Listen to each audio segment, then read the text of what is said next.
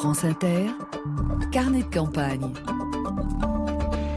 Clémence Thiélan, bonjour. Bonjour. Vous êtes en vacances, Clémence ? Oui, pour l'instant. Oui. Vous allez reprendre la rentrée scolaire, vous, prof d'art plastique, c'est ça ? Oui, je vais reprendre bientôt en vrai avec mes élèves. Avant la reprise, on parle avec vous d'un projet qui sera le premier éco-hameau participatif rural d'Île-de-France, qui est prévu dans le village de Saint-Cyr-en-Arty, 240 habitants, dans le parc national régional du Vexin français. Pourquoi parler d'éco-hameau alors qu'on est à la campagne ? La campagne, c'est d'abord un grand éco-hameau. C'est vrai, mais le projet a vraiment une ambition écologique puisque il s'implante dans une zone naturelle préservée. Il y a un habitat de chauve-souris dans le village. Ouais. Et il s'agissait vraiment d'être très ambitieux d'un point de vue écologique sur ce projet. Donc avec des matériaux respectueux de l'environnement et avec le moins d'impact possible sur cet habitat préservé. Alors tout a démarré entre des habitants concernés et engagés, comme vous, une des pionnières du programme, et la commune de Saint-Cyr-en-Arty. Mais ça a commencé très exactement en 2012.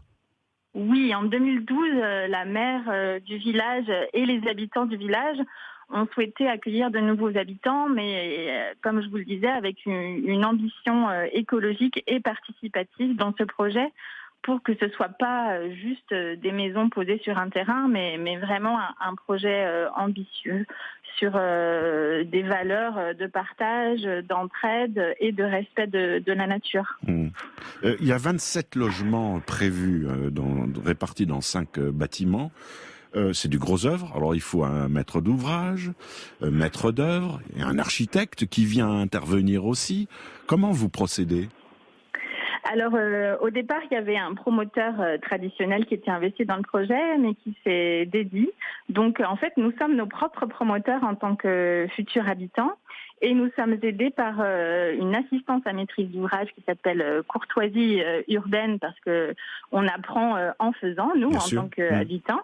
Et puis, on travaille directement avec Angélique Chedemois, qui est notre architecte.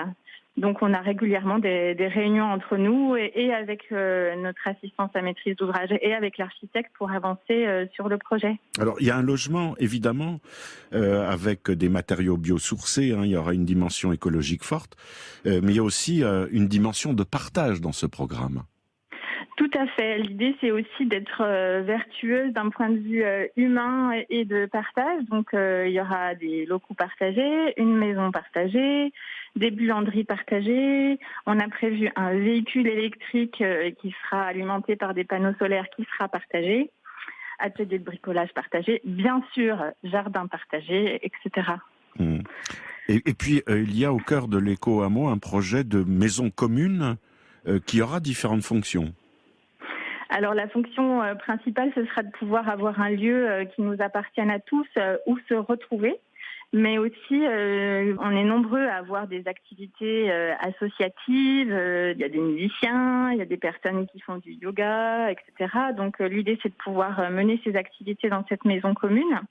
Et puis aussi d'accueillir des gens qui voudraient venir nous rencontrer et participer à nos projets. Donc il y a tout un espace d'activité et puis un espace plutôt tranquille, repos et accueil des visiteurs. Des personnes individuelles, futurs acquéreurs, peuvent entrer dans le programme ?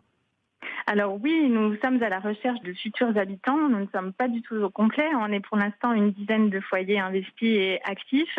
Du coup, on organise des visites, des rencontres, des ateliers pour faire découvrir notre projet aux personnes intéressées. Et les logements que vous prévoyez seront de dimensions différentes selon le nombre de personnes concernées ?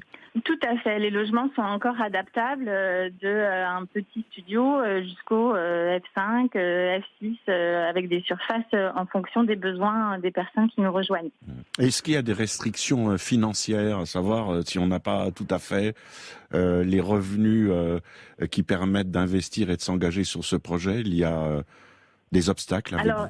Il y a un montage en coopérative, donc une partie des habitants achètent en commun les logements. Et donc là, ça permet par exemple à des personnes qui auraient des petits revenus et qui ne seraient pas approuvées par une banque de nous rejoindre. Et nous sommes également à la recherche de personnes qui ne viendraient pas vivre au Champ-Foulon, mais qui ont à cœur de faire vivre les valeurs d'écologie et de partage, qui voudraient investir dans les logements qui seraient mis à la location. Début des travaux, mars 2021. Oui, Tant mieux. Première pierre mars 2021 et on espère une livraison en 2022. Le programme s'appelle le Champ-Foulon. Si vous voulez visiter et rencontrer les initiatrices du projet comme Clémence, n'hésitez pas. Il y a des liens que vous allez trouver à nos pages d'émission. Et merci à Guillaume qui nous a mis en relation très efficace avec vous, Clémence. Merci Clémence et bonne journée. Bonne journée à vous, merci.